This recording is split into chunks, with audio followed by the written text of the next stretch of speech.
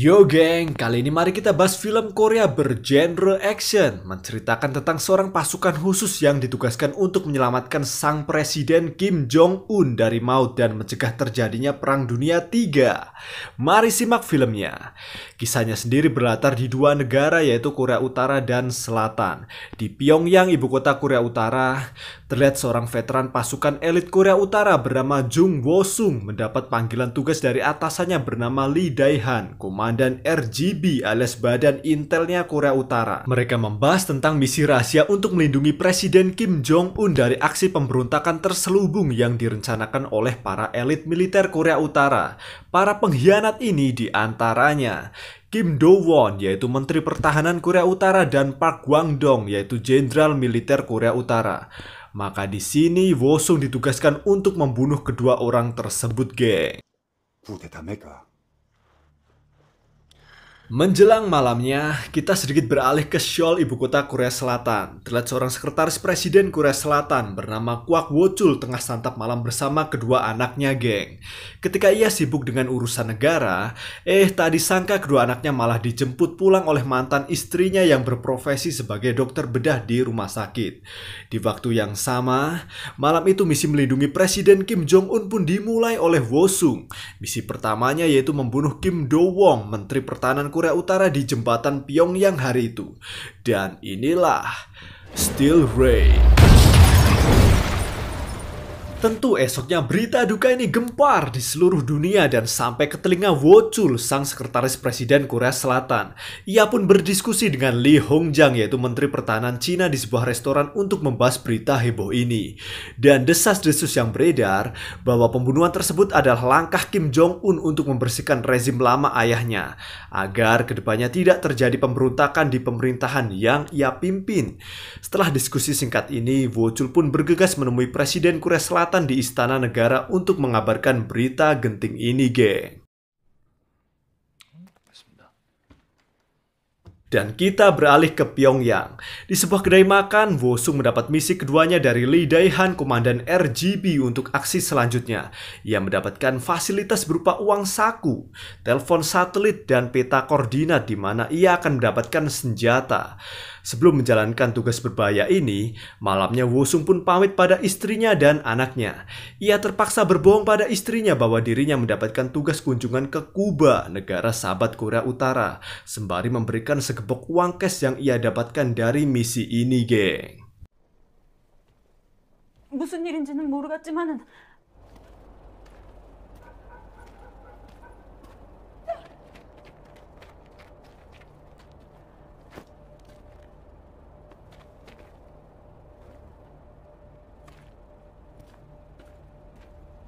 Sesampainya di lokasi yang direncanakan, Wo-sung bergegas menuju titik koordinat di peta yang diberikan padanya itu. Tepatnya di sebuah komplek industri Kaesong yang rencananya akan dikunjungi oleh Presiden Kim Jong-un hari ini. Di waktu bersamaan ya, Park Gwang-dong si jenderal pemberontak terlihat menghadiri pemakaman Menteri Pertahanan Kim Do-won yang telah gugur dibantai oleh RGB. Ia pun emosi dan memerintahkan pasukannya untuk melakukan skenario serangan balik pada sang presiden.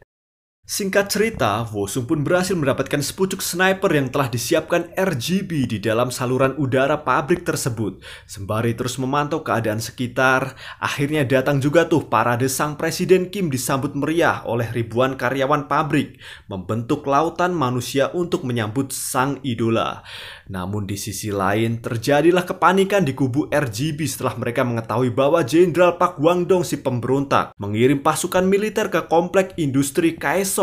Langkah sang jenderal nggak main-main, geng. Ia juga membajak sebuah kendaraan peluncur roket MLRS milik Korea Selatan di perbatasan. Tujuannya untuk menfitnah bahwa serangan yang akan terjadi hari itu adalah ulah negara tetangga mereka yaitu Korea Selatan. Dan inilah yang terjadi.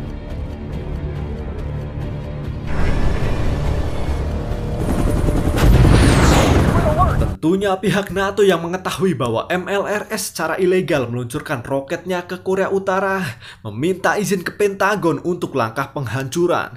Namun semuanya terlambat, geng.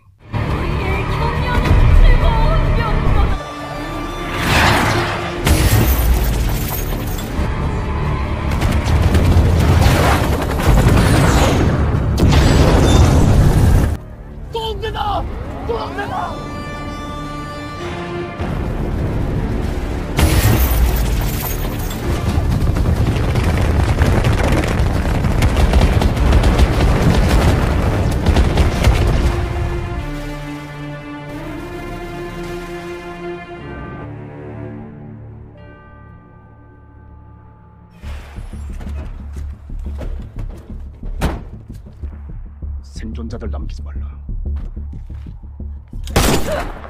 Di sini terlihat Wo-sung yang ikut terjebak dalam tragedi berdarah ini berusaha menyelamatkan Presiden Kim Jong-un yang diketahui terkena hujan peluru dari roket jelajah MLRS tersebut. Ia pun berinisiatif membawa kabur Presiden Kim menuju perbatasan Korea Selatan.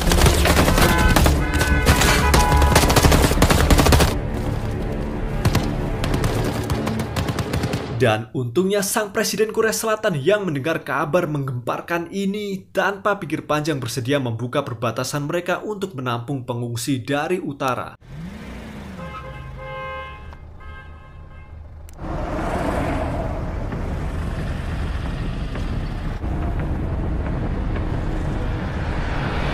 Dan akibat dari kejadian luar biasa ini, dunia pun tercengang. Mengejutkan, pihak Korea Utara langsung mendeklarasikan perang pada Korea Selatan atas landasan penyerangan terhadap kedaulatan negara mereka, geng. Ancaman ini tersiar di seluruh media berita dunia. Dan terlihat Park Gwang-dong sebagai jenderal militer Korea Utara saat ini menelpon langsung sekretaris Presiden Wo-chul. Ia pun menyatakan perang pada Korea Selatan dan menuduh Korea Selatan telah menyerang presiden mereka. Bahkan si jenderal pemberontak ini mengancam akan meluncurkan nuklir mereka dengan segera. Mendengar ancaman ini, Wo-chul bergegas pergi untuk berdiskusi dengan pihak CIA. Ia menemui Johnny Martin sebagai perwakilan CIA di Korea Selatan untuk membahas situasi genting ini. Sedangkan di lain cerita, sesampainya Wo-sung dan dua karyawan pabrik Kaesong di Korea Selatan, mereka segera membawa Kim Jong-un yang sekarat ke fasilitas kesehatan terdekat. Meski sudah tutup, pihak puskesmas berusaha melayani mereka, namun betapa terkejutnya sang dokter ketika melihat pasiennya adalah orang nomor 1 di Korea Utara. 혈액형 뭐예요? 총 맞은 곳이 두개골, 숄더 사이 세 곳인데 난 못해요.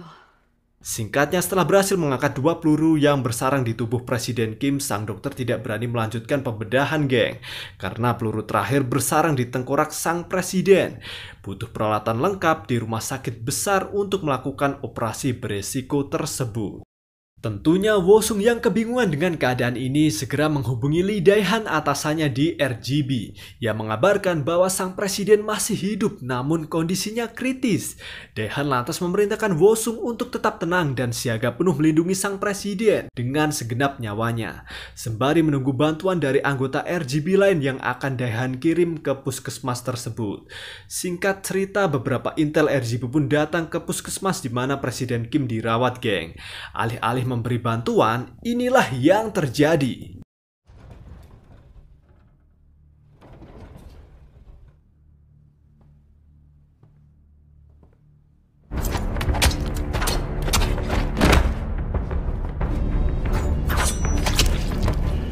Yoi, ternyata pihak RGB sama saja, geng. Mereka berharap bahwa sang Presiden Kim harus mati. Terungkaplah bahwa Lee Dae-han, sang komandan RGB, adalah bagian pemberontak dari kudeta ini. Meski belum sadar bahwa ia dikhianati oleh Dae-han atasannya itu, Wo-sung tetap tulus berjuang sendirian melindungi sang presiden dari serangan negaranya sendiri.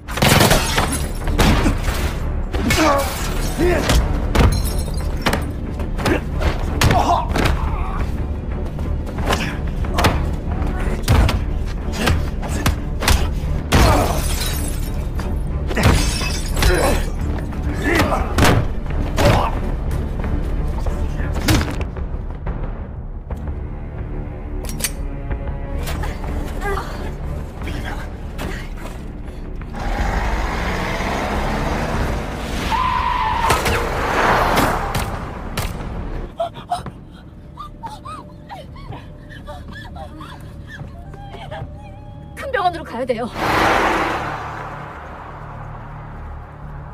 Setibanya di sebuah klinik bedah, meski mendapat pertolongan medis, salah satu dari karyawan pabrik yang ikut menyelamatkan Presiden Kim harus meregang nyawa akibat tertembak dalam serangan barusan. Untungnya sang dokter yang bertugas hari itu kebetulan adalah mantan istri Wo-chul, si sekretaris Presiden Korea Selatan. Tak mau tinggal diam, ia pun menelpon mantan suaminya itu untuk datang ke sana. Ada situasi genting, katanya. Setibanya Wo-chul di klinik bedah ini, betapa terkejutnya ia, ternyata pasien mereka adalah adalah Kim Jong-un. Tak mau kehilangan waktu nih, Wochul segera menugaskan pasukan khusus untuk mengevakuasi Presiden Kim ke rumah sakit besar malam itu juga. Dan ia juga menyita barang-barang pribadi milik Presiden Kim dari jam tangan sampai pistol, geng. 기존 약속대로 위 연장 동시에 살려주시오. 선배님, 예, 압수된 물품. Di waktu bersamaan, pihak Korea Selatan sedang berdiskusi dengan aliansi NATO membahas kemungkinan perang besar di semenanjung Korea. Pihak Amerika Serikat sendiri menawarkan langkah agresif dengan lebih dulu menyerang Korea Utara menggunakan pesawat pengebom mereka. Namun untungnya, di tengah ketegangan rapat ini tersebar kabar terbaru dari Wochul, si sekretaris Presiden Korea Selatan, bahwa Kim Jong-un masih hidup dan kini tengah berada di Korea Selatan. Setelah mendapat informasi ini, aliansi NATO dan Korea Selatan mengendurkan ketegangan. Mereka berpikir bahwasanya masih ada harapan negosiasi dengan kabar selamatnya Presiden Kim. Meski begitu, Korea Selatan akan tetap menerapkan situasi darurat militer di dalam negaranya, geng. Esoknya, mendengar kabar masih hidupnya Presiden Kim, Jenderal Park Gwang-dong si pemberontak ini mengadakan negosiasi dengan pihak Korea Selatan mengenai keadaan presidennya itu. Ia berniat berkunjung ke Korea Selatan sebagai perwakilan langsung negaranya. Sebagai respon baik niatan diplomasi ini, maka Korea Selatan pun mengutus Menteri Pertahanan mereka untuk mewakili pertemuan itu di perbatasan kedua negara. Disitulah Wochul juga berinisiatif membututi pertemuan ini dengan mengajak Wosung. Dan inilah awal mula keduanya menjadi sahabat, geng. Singkat cerita, bertemulah kedua pihak di wilayah perbukitan, geng. Namun tak disangka...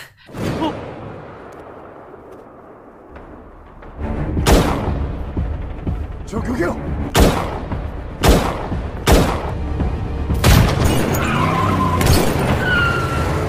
Ya, mereka diserang oleh sniper dari kejauhan. Baik pihak Korea Selatan maupun Korea Utara dibantai habis tak tersisa.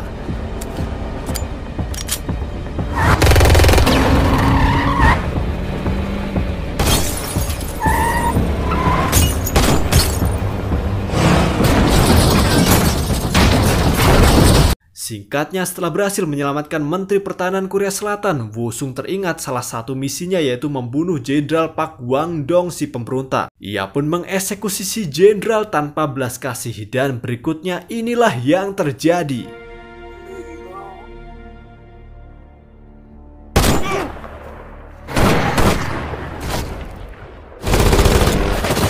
Ya, serangan susulan dari musuh menewaskan Menteri Pertahanan Korea Selatan dan melukai Wosung. Untunglah pasukan NATO ikut membantu mereka hari itu. Dengan tewasnya Jenderal Park Gwang-dong, maka ancaman deklarasi perang sedikit mereda, geng. Namun Presiden Korea Selatan malah sebaliknya. Ia emosi dengan terbunuhnya Menteri Pertahanan mereka dan berencana menyerang balik Korea Utara dengan nuklir NATO. Mengetahui langkah berbahaya presidennya, sebagai sekretaris presiden, Wochul berinisiatif menemui Menteri Pertahanan Cina untuk berdiskusi tentang langkah presidennya itu. Wosung berharap Cina mau menengahi konflik panas semenanjung Korea tersebut. Namun sebagai negara sahabat Korea Utara, Menteri Pertahanan Cina menegaskan tetap akan membela Korea Utara apapun yang terjadi. Ia juga menegaskan lagi nih bahwa musuh Cina adalah Jepang dan USA.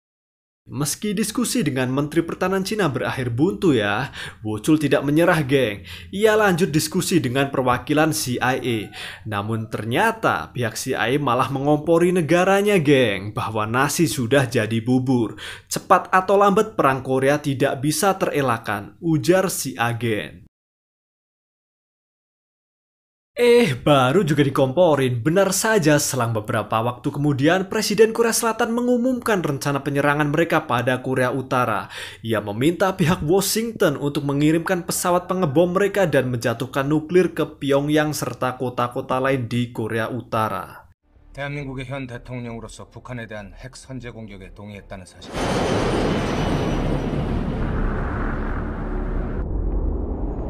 Check authentication code. Authentication code confirmed. Assign target coordinates. Di tengah keputusan kontroversial ini, kita sedikit beralih ke Pyongyang, geng. Di sana tengah terjadi kekosongan pemerintahan setelah tewasnya sang Jenderal Park Gwang-dong. Namun tak disangka pihak RGB yang dikomandoi Lee Dae-han pun datang ke markas besar militer. 쏠 거가 안 쏠 거가 너한테서 지키는 거가 중요하디. Dengan gaya arogannya, mereka mengambil alih pemerintahan Korea Utara saat itu juga. Maka terungkaplah bahwa selama ini RGB adalah dalang di balik pemberontakan terhadap Kim Jong-un dengan alih-alih membela sang presiden. 승인 장치 어디서? Tanpa ragu, Lee Dae-han memerintahkan satuan militer yang bertugas memegang kendali bom nuklir mereka untuk bersiap. 감옥이고. Namun di situ ia baru sadar bahwa kunci kendali pengaktifan ternyata ada dua, geng. Satu telah ia pegang dan satunya tentu ada di tangan Presiden Kim Jong-un. Tanpa adanya kunci kedua maka roket tidak bisa diluncurkan dong ya. Disitulah Lee Dae-han pun menghubungi Wo-sung yang belum sadar bahwa dirinya telah dikhianati RGB. Dae-han memerintahkan Wo-sung untuk membawa pulang jam tangan milik Presiden Kim karena disinyalir bahwa jam itu adalah kunci kedua kendali nuklir Korea Utara. Sebagai langkah antisipasi jika Wo-sung gagal membawa jam itu, Dae-han juga memerintahkan hacker yang ada di negaranya untuk ditugaskan meretas kode password nuklir milik sang presiden. 바로 죽었어. 알겠습니다. Selang beberapa waktu, mendengar kabar negaranya akan dibom oleh NATO dari pihak Cina, Dae-han sudah tidak punya pilihan lagi nih. Ia mengutus satuan militer untuk membunuh Presiden Kim dan mencuri paksa jam tangan sang presiden dengan melacak telepon satelit yang dibawa Wo-sung. Maka terlacaklah titik koordinat di mana sang presiden dirawat kini.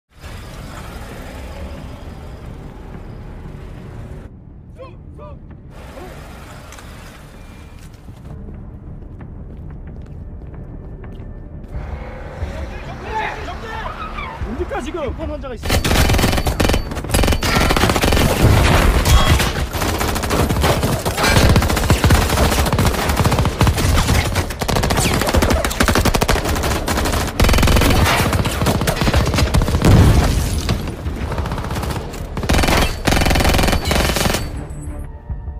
옥상 확보했습니다. 정문 확보했습니다.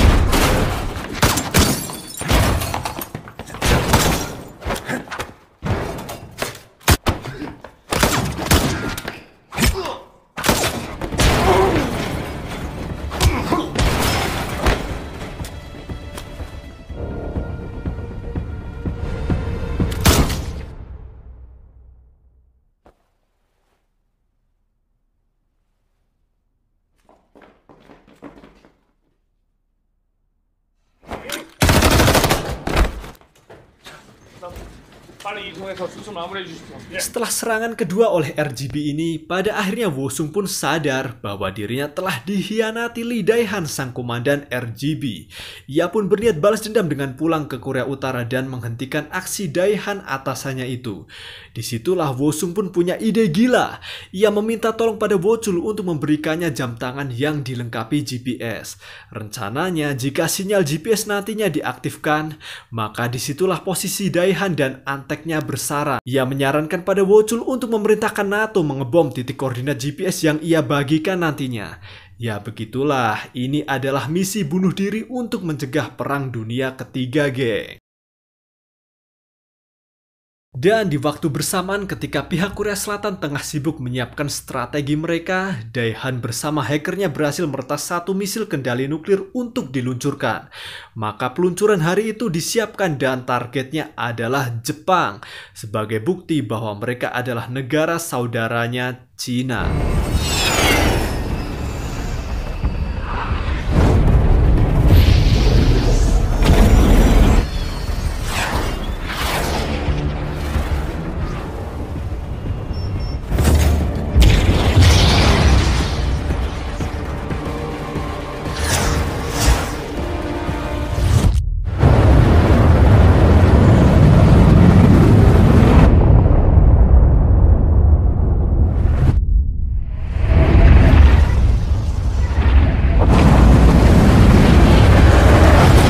nuklir mereka gagal meledak di daratan Jepang, namun pihak Korea Utara patut berbangga sebab aksi ini sebagai bentuk ancaman nyata pada dunia tentang seberapa besar kekuatan militer mereka.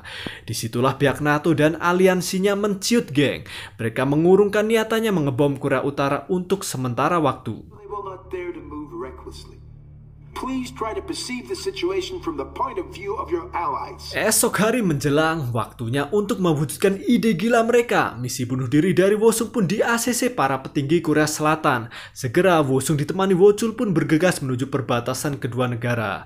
Sesampainya di gereja tua dekat perbatasan, mereka pun berpisah dan saling mengucapkan salam terakhir.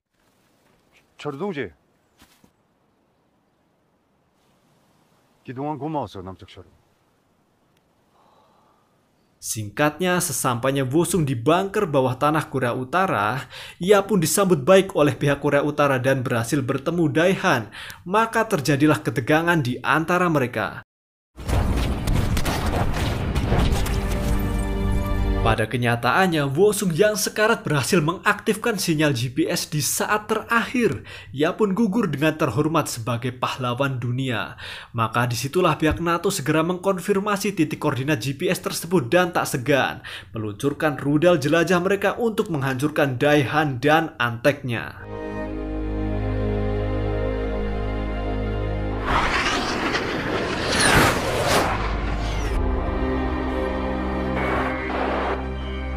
Selang beberapa hari berlalu, upaya diplomasi antara Korea Utara dan Korea Selatan pun digelar di perbatasan kedua negara. Wochul sebagai wakil Korea Selatan dan Park Gi-hyun sebagai Perdana Menteri Korea Utara mewakili negaranya. Sang Perdana Menteri setuju untuk mengendurkan ketegangan di antara kedua negara ini.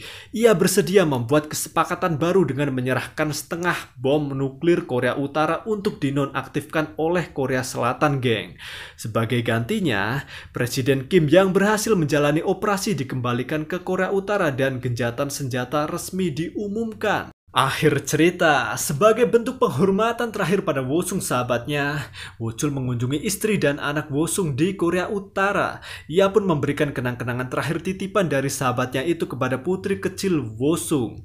Dan cerita pun masih berlanjut, geng. Di Steel Rain 2.